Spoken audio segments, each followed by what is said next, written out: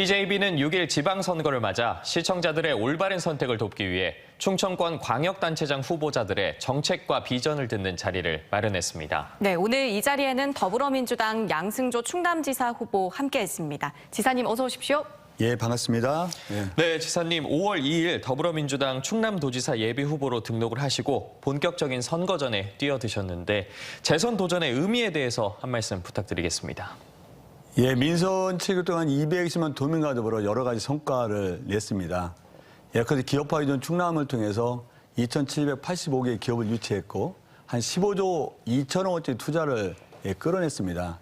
외투 기업에도 45개 기업에 한 20억 8천만 달러를 유치하는 것도 하나의 성과라고 생각하고 더구나 저출산과 고령화, 사회양극화 이런 우리 사회에 직면한 3대 과제를 해결해서 여러 가지 제도를 마련하고 그 정책을 실현했다는 데서 의미가 있는데 이런 민선 측의 성과와 경험을 바탕으로 해서 우리가 미래 100년을 준비한다. 또 충남의 여러 가지 현안 사업을 완성할 수 있도록 우리 민선 8기에 담당해서 이 문제를 해결하고 완성했다. 이게 제 출마의 변이라고 할 수 있죠. 네, 출마의 변을 한번 들어봤고요. 구체적으로 지난 4년간 충남 도정을 이끌어 오셨는데 성과가 있다면 어떤 것들이 있겠습니까? 예, 저는 굉장한 성과가 있었다고 자부합니다. 먼저 정책적 면에서 성과를 몇 가지 말씀드리면요. 충청남도는 아이키준 충남을 표방하면서 행복휴무수당, 충남의 아가수당 제도를 도입했죠. 거기다 고등학교 무상교육과 무상급식을 대한민국 시도에서 가장 먼저 했습니다. 또 우리가 결혼의 가장 큰 장애물이라 할 수 있는 주거 문제를 해결하기 위해서 더 행복한 주택을 짓는데 이게 25평의 아파트에 보증 5천만 원, 월세 15만 원이면 입주할 수 있습니다. 월세 15만 원도 아이가 한 명 태어나면 반액을 충남이 부담하고 2명이 되면 전액이 부담하는 제도로 신혼부부 주택에 새로운 이정표를 세웠다고 생각하고요. 또 금년부터는 우리 충남의 어린이집은 완전 무상 보육이 됩니다. 그래서 특활비 얼마를 빼고는 보육료를 내지 않는 무상 보육. 사립 유치원 역시 특활비 일부를 빼면은 무상으로 유아교육시키는 이런 신규를 마련했다. 특히 어르신들은 75세 이상 어르신들이 시내버스와 농어촌버스 타면 무료입니다. 네. 이것도 우리가 커다란 성과이고 어르신 놀이터를 대한민국에 처음으로 우리가 만들어서 시행하는 것도 하나의 성과이다. 또 농어민수당 제도를 청구로 최초로 도입했고 우리가 가구별 소득 금액도 제일 높은 금액을 지급하고 있는 것들 이것도 하나의 성과이고 뭐 장애인 힐링센터라든가 사회적 약자를 해서 여러 가지 제도를 하는 것도 하나의 성과다. 그런 말씀을 드립니다. 이런 성과에 충남의 10년, 20년, 30년 수건사업 내 현안 사업을 해결했죠. 220만 도민이 염원상이랄 수 있는 혁신도시 지정을 우리가 이끌어냈고 충남에만 없는 서산공항에 올해 예산이 담겨져 있고 네. 또 홍성에서 서울과 같은 서해서 직결 문제가 있고 KBS 방송국 설립에 대한 예산안이 담겨져 있고 장안선 전철 복선화가 이뤄냈습니다.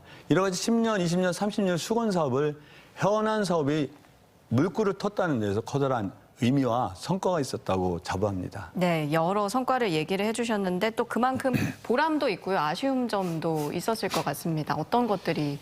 가장 커다란 보람은 저출산 사회 양극화에 대한 어떤 기초 토대를 갖다는 게 보람이 있는데 현안 사업 문제는 사실 충남의 혁신도시 지정은 굉장히 어려운 거였습니다. 우리 2005년도에 우리 충남과 대전이 빠졌었는데 이 문제 사실 다른 시도에서는 동의하는 시도가 없거든요. 이런 가운데 이걸 뚫고 중앙정부를 설득하고 대통령님이 결국 이거를 수용해 줬는데 이래서 혁신도시 지정했다는 것은 가장 커다란 의미가 있고 성과라고 자부하고요. 다만 역시 아쉬운 점도 혁신도시 지정은 2020년 11월에 됐는데 네. 혁신도시에 따른 공공기관 이전이 아직도 이루어지지 않고 있어요. 아마 새 정부로 넘어갈 계획인데 이건 굉장히 아쉬웠다. 더구나 가로리만 해상교량 문제가 이게 국도로 확장되는 건 성공했는데 예타를 통과하지 못해서 가로리만 해상교량이 완성되지 못한 것은 커다란 아쉬움으로 남고 있습니다. 네, 지사님 다음으로 이 충남 도정을 다시 맡게 되신다면 역점적으로 추진할 핵심 공약과 사업에는 어떤 것들이 있을까요? 예, 민선 8기 제가 도지사가 된다는 것은 민선 측의 연속성상에서 이 여러 가지 현안 사업과 성과를 축적하고 성수시켜야 할 책임이 있는 거 아니겠습니까? 이제 그런 면에서 몇 가지 있는데요. 첫째, 천안화성 KTX 역사가 R&D 직접 지구로 완성하는 책임이 있습니다. 네. 여기에 충남 국제 전시 컨벤션 센터라든가 강수연구 개발 특구 문제, 제주기술 융합센터를 해서 천안 아선역을 미래 성장 동력의 핵심 거점으로 삼겠다. 그다음에 혁신도시 진영은 되었지만 공공기관 이전이 되지 않았습니다. 이런 공공기관 이전도 우리가 커다란 과제라고 할 수 있고요. 충남 서산공항이 예산안은 당겨졌지만 예타 통과를 앞두고 있고 완성할 책임이 우리한테 있다. 그다음에 서산공항 문제가 그렇고 아까 공공연지 문제인데 여기에 서해선 직결, 홍성에서 화성까지 하는 서해선을 서울로 직결하는 문제가 우리 민선 8기 커다란 과제이고요. 또 충청권에만 존재하지 않는 부재한 충청권 지방은행을 설립하는 것도 커다란 과제라고 생각합니다. 사실 지방은행 부재로 인해서 충청남도 1년에 GRDP 생산이 한 114조 원 정도 되는데 그중에서 한 23조 원 정도가 여기를 유출합니다. 네. 가장 커다란 원인이 지방은행의 부재이죠.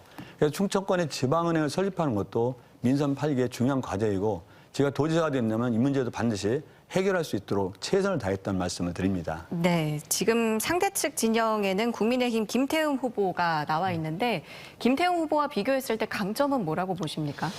김태흠 후보님도 우리 충남에서 삼선위원회에서 상임위원장 한 1년 정도 하지 않습니까? 아주 훌륭한 정치라고 보여지고요. 다만 그분은 도정에 대한 경험이 없죠. 저는 지난 4년간 여러 가지 비전을 세우고 여러 가지 정책 목표를 세우고 일정한 성과를 내지 않았습니까?